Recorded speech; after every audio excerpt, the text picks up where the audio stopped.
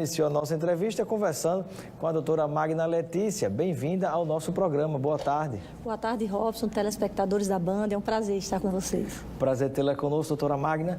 E eu gostaria de saber o que é que tem mostrado as estatísticas, os dados em relação à formação e à inserção de profissionais no mercado de trabalho quando se pensa em Rio Grande do Norte, os advogados. Robson, eu tenho dito que o nosso mercado, a nossa advocacia de uma maneira geral, ela está passando por um momento de muita fragilidade. Nós temos um judiciário que toma decisões de enxugamento, vamos dizer assim, fusão de varas, fechamento de fóruns, comarcas também, fechamento de comarcas, que isso traz determinados prejuízos ao exercício da advocacia. Nós temos a situação de são inseridos no mercado de trabalho uma média de 1.200 por ano, né? Por ano, bacharéis em direito, que muitos migram para a advocacia e esse mercado não tem suportado isso. Então, o que a gente vê hoje, que me dá muita tristeza, é advogados que querem, bacharéis em direito, que são advogados, que criam seus escritórios, fazem desses escritórios seu meio de vida e querem ficar inseridos na advocacia, mas que não conseguem manter esse escritório, em razão dessas dificuldades, né? E aí eu pergunto, doutora Magna, quando a gente pensa nessa situação que vive hoje, né, já não é tão fácil para as pessoas acessarem a justiça e muitas vezes falam, não, mas a justiça é gratuita. Gratuita não. Primeiro porque a gente paga através dos impostos que a gente recolhe e nesse rateio vai uma parte, por exemplo, para o Tribunal de Justiça e dali se faz o pagamento, né, as remunerações de todos os profissionais que atuam na área. Mas mesmo assim, para uma grande parcela da população, você é obrigado a pagar aquilo que se chama as custas processuais e tantas outras coisas. Então, a justiça não é gratuita, né? E ainda, como a senhora colocou, vem uma situação como essa, de fechamento de varas no estado do Rio Grande do Norte, isso é preocupante, né? É preocupante e isso só traz prejuízo para os advogados, que a militância se torna mais dificultosa, como também para os jurisdicionados, né? Você imagine uma região onde tem 2, 3 comarcas, você fundir numa só o atendimento dessas que seriam 3 comarcas numa só. Pois é. E então, para a pessoa que tem menos condição, né? Pensando agora no cidadão, na cidadã mais humilde, se já é difícil muitas vezes viver na sua localidade, você imagina se deslocar para outros lugares para tentar acessar a justiça. E certamente processos acabam mais acumulados do que já estão, né? Perfeito. Esse é um dos problemas que nós enfrentamos. Quando eu falo em fragilidade, eu vejo também outras situações. A gente tem uma situação de enfrentamento quando se há a questão das prerrogativas dos advogados, elas vêm sendo desrespeitadas, né? A gente vê, teve o caso agora daquela advogada negra, é emblemático, né?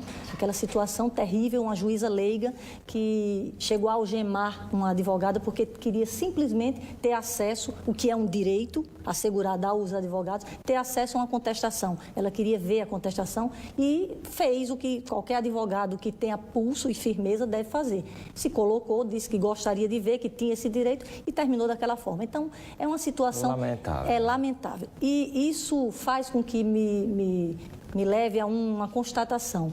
Nessa situação de fragilidade da nossa advocacia, como é importante o papel da nossa instituição maior que se chama OAB.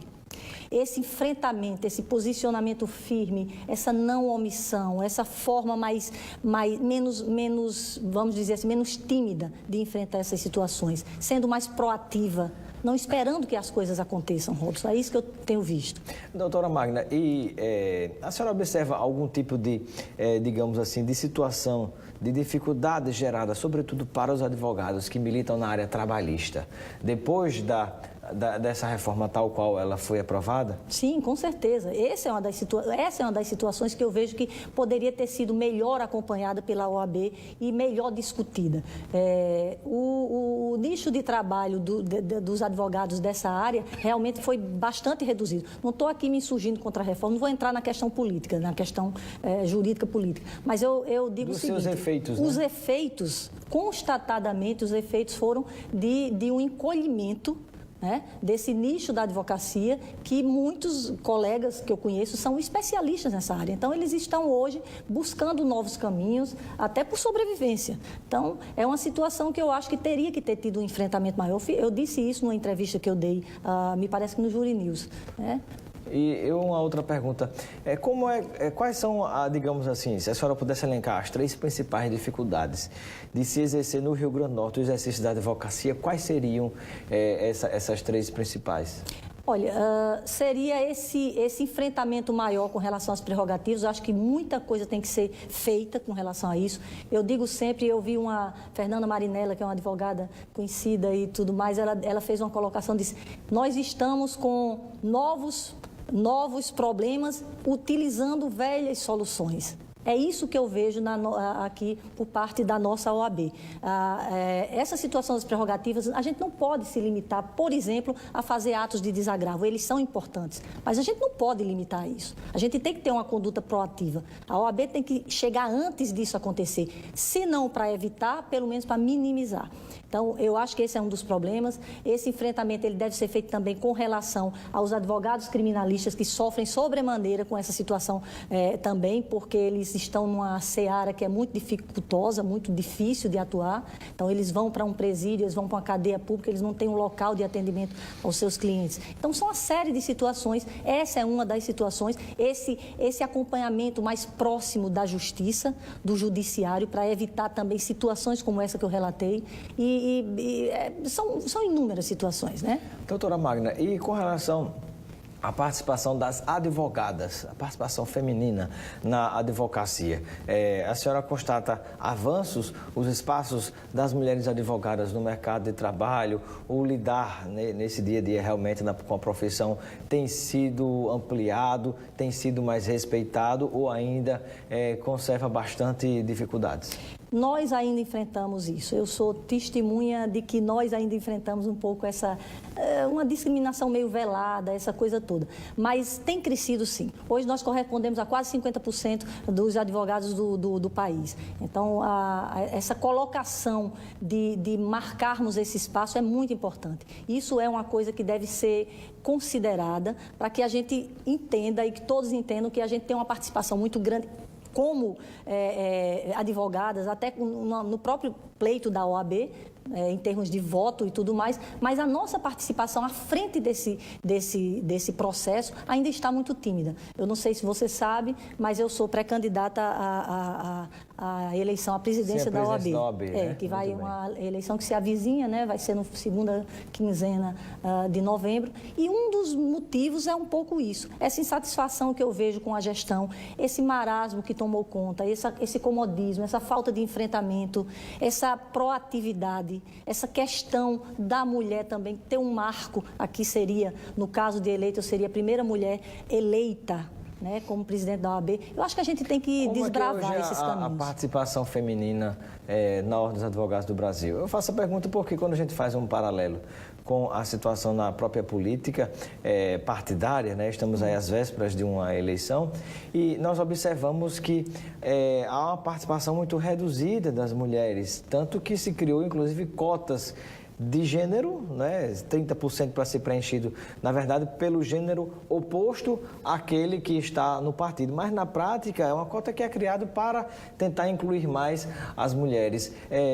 A senhora pensa em algo a respeito no âmbito da advocacia? Sim, isso foi, inclusive, acho que 2, 3 semanas atrás, houve essa questão da cota, ela já existia na campanha anterior, ao preenchimento do Conselho Estadual, com mínimo de 30%, porque a gente sabe que é de gênero, mas que as mulheres, né, o gênero feminino é que está correndo um pouco atrás pelo menos desse preenchimento. E o Conselho Federal discutiu isso há umas 2 semanas atrás, a questão disso também valer para os cargos executivos, ou seja, as diretorias, não só o Conselho, mas as diretorias da CARNE, a diretoria da própria OAB, o Conselho Federal, que é de suma importância, e isso chegou, eu até dei uma entrevista com relação a isso, porque é como que a gente ganhou e não levou, porque definiram que é para ser aberto e ampliado para todos esses cargos, mas só a partir de 2021. Ou seja, a gente ganhou vamos dizer assim, um direito, mas ele só vai ser implementado em 2021. Então, isso gerou uma série de insatisfação no meio jurídico dos próprios, não só das mulheres, mas dos próprios homens que entendem isso como uma coisa justa. E eu dei até uma entrevista dizendo isso, a gente ganhou e não levou, né? E a minha ideia, inclusive, nesse pleito, é de a revelia, de não ter, dessa norma não ter ainda essa vigência, a gente já fazer isso aqui, como um marco, como uma forma de marcar isso. Doutora Magna Letícia, conosco aqui no nosso programa Boa Tarde Cidadão. Tem pergunta do telespectador e a Janaína Carla está nos acompanhando em Ponta Negra. Ela gostaria de saber se a senhora, inclusive como pré-candidata aqui colocou há pouco tempo, se a senhora tem algo a dizer em relação a incentivos que podem ser dados aos advogados que estão iniciando na carreira. É muito bem colocada essa pergunta de doutora Janaína. É uma grande preocupação. O advogado iniciante também, eu faço uma análise de que a instituição ela pode ajudar bastante nesse início de carreira, não só fazendo o que já faz, né? Alguns cursos de iniciação, eu não chamo nem de capacitação, são cursos muito curtos, mas indo além disso. Como é ir além disso? Fazer funcionar muito bem a escola, a Escola Superior de Advocacia, que me parece ainda pouco, vamos dizer assim, ela tem um espaço enorme para fazer esse tipo de capacitação, mas ele não está ainda bem aproveitado. Acompanhar esses advogados nessas dificuldades iniciais. Quando eu falo das prerrogativas, isso também diz respeito, porque quem sofre mais com essa quebra de prerrogativas, são os advogados iniciantes, são os que mais sofrem. Doutora Magna, tem mais uma pergunta aqui, é advogado também, doutor Rodrigo Meira, está nos acompanhando. Ele gostaria de saber qual é o seu pensamento a respeito da forma de acesso dos advogados ao 5º Constitucional, a vaga que lhes cabe na composição de tribunais, né? Aquele magistrado, aquele que se torna magistrado, mas que vem de origem da advocacia.